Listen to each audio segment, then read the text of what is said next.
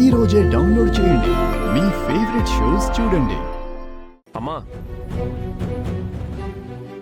ఎందుకమ్మా నువ్వు కూడా నన్ను అవాయిడ్ చేస్తున్నావు?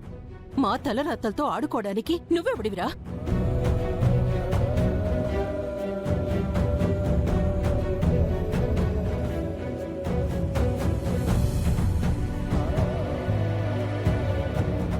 ఏంటి సుభద్ర, ఇక్కడేం చేస్తున్నావు?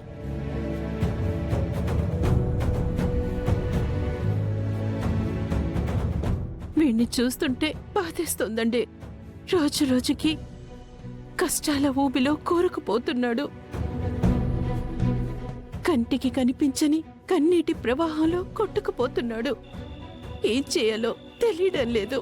మనమేం చేస్తాం సుభద్ర? ఈ కష్టాలు సమస్యలు వాడు కోరి తెచ్చుకున్నవి. ఆ ఊబిలో నుంచి వాణ్ణి బయటపడేద్దామంటే మన చేతుల్లో ఏమీ లేదు. అలా అంటే ఎలాగండి? మీరు కూడా మౌనంగా ఉంటే వాడి పరిస్థితి ఏంటి?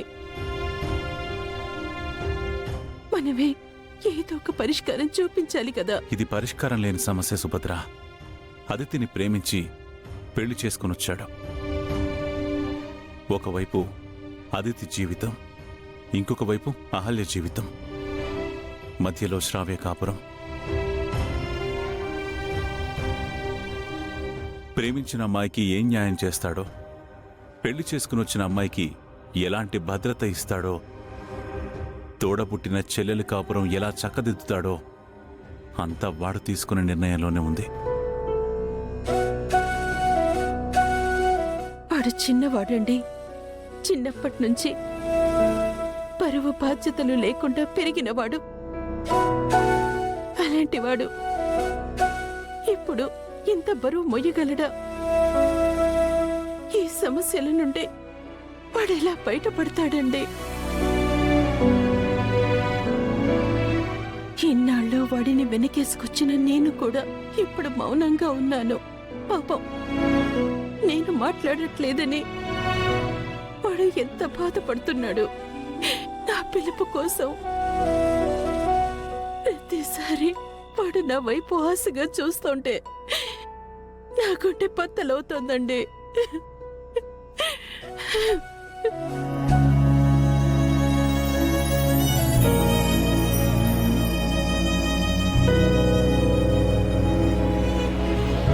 ఊరుకు సుభద్ర. వీడి జీవితం ఇలాంటి మలుపు తిరుగుతుందని మనమేమైనా కలగన్నామా? దేశ సరిహద్దుల్లో నేను శత్రువులతో యుద్ధం చేసినట్టు ఇప్పుడు గౌతమ్ ప్రశ్నలతో పోరాడుతున్నాడు. వాడు గెలవాలని, బయటపడాలని కోరుకోవడం తప్ప మనమేం చేయలేం. మనకి అదితి కావాలి, అలాగే అహల్య కూడా కావాలి. శ్రావ్య కాపురం చక్కబడాలి. మన చేతుల్లో ఏమీ లేనప్పుడు దేవుడే ఏదో ఒక దారి చూపిస్తాడు. ఏడవకు సుభద్ర.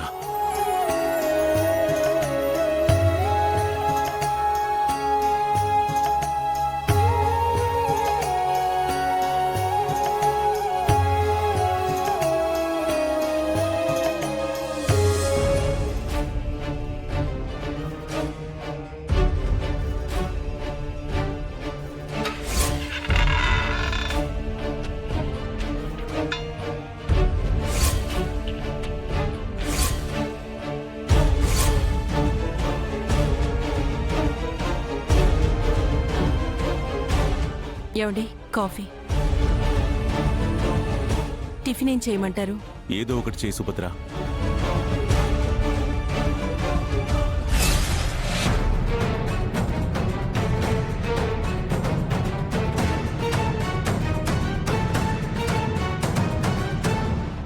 నమస్తే సార్. నమస్కారం సార్. మీరు? నమస్తే సార్. మేము పక్క కాలనీలో ఉంటాం సార్. మిమ్మల్ని ఫంక్షన్కి ఇన్వైట్ చేద్దామని వచ్చినామండి. అవునా, కూర్చోండి. సుభద్ర, వెళ్ళి కాఫీ తీసుకురా. అలాగే అండి. వద్దు సార్, తాగే వచ్చినాం. కూర్చోండి. చెప్పండి, ఫంక్షన్ ఏంటి? రేపు ఆగస్టు 15th కదా సార్. కాశ్మీర్ యుద్ధంలో చనిపోయిన మన తెలుగు అమరవీరులకి మన కాలనీ కమిటీ హాల్లో సంతాప సభ ఏర్పాటు చేసినాం. మీరు చీఫ్ గెస్ట్గా రావాలి సార్. తప్పకుండా. మిలిటరీ వాళ్ళకి సంబంధించింది అంటే అది నా కుటుంబానికి సంబంధించింది అన్నట్టుగా ఫీల్ అవుతాను. ఖచ్చితంగా వస్తాను.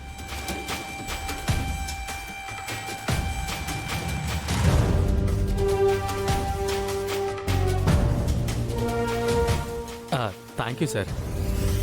మీలాంటి గొప్ప మేజర్ మన దేశానికి ఒక గర్వకారణం. ఫంక్షన్కి మీరు, మీతో పాటు మేడం గారు కూడా రావాలి. రేపు పొద్దున్నే కారు పంపిస్తాను సార్. అవసరం లేదు, ఎలాగూ పక్కనే అంటున్నారు కదా, తప్పకుండా వస్తాను. ఓకే సార్, వెళ్ళొస్తాం సార్. మంచిది.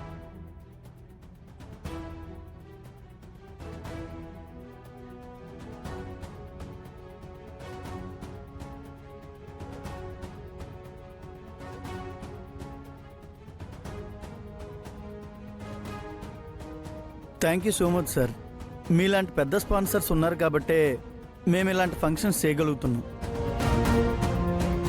అవును సార్, ఫంక్షన్కి మీరే డబ్బులు ఖర్చు పెట్టి మేజర్ అర్జున్ ప్రసాద్ గారిని చీఫ్ గెస్ట్గా పిలవడం చాలా సంతోషంగా ఉంది. మన దేశం కోసం ప్రాణాలు అర్పించిన అమరవీరులంటే నాకు గౌరవం ఉందమ్మా. మీరెళ్ళి ఆ ఏర్పాట్లు చూడండి. ఉంటాం సార్. మ్.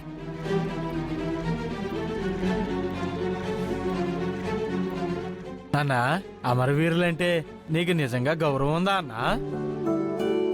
దేశం కోసం ప్రాణాలు అర్పించిన అమరవీరులంటే ఎవరికి గౌరవం ఉండదు సుభద్ర. వాళ్ళని తలుచుకొని దేశం మొత్తం గర్విస్తుంది. ఒక మేజర్గా ఆ సభకు ముఖ్య అతిథిగా వెళ్ళడం నాకు గర్వకారణమే. మేజర్ గారి ఆ వీక్ పాయింట్నే పట్టుకున్నాన్రా. అమరవీరుల సంతాప సభ జరుగుతుంది, కానీ ఆ సభలో ఇంద్ర కూడా అమరుడయ్యాడనే విషయం బయటకొస్తుంది. మీరు మేజర్ కాబట్టి మీకు ఆ గౌరవం దక్కిందండి. మీ భార్యగా నాకు ఆ గౌరవం దక్కబోతోంది. అవును సుభద్ర, ఒక వీరుడుకున్న గౌరవం ఎంతో గొప్పది. అది నేను అనుభవించాను, మన ఇంద్ర కూడా అనుభవిస్తున్నాడు.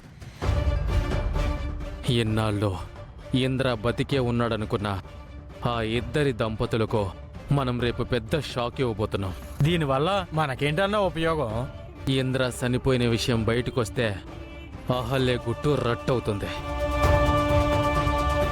ఆ ఇంట్లో నుంచి బయటకొస్తుంది, నాకు భార్య అవుతుంది. అది ప్లాన్. ఏంద్ర చూస్తుండవు? పదా. ఆ, ah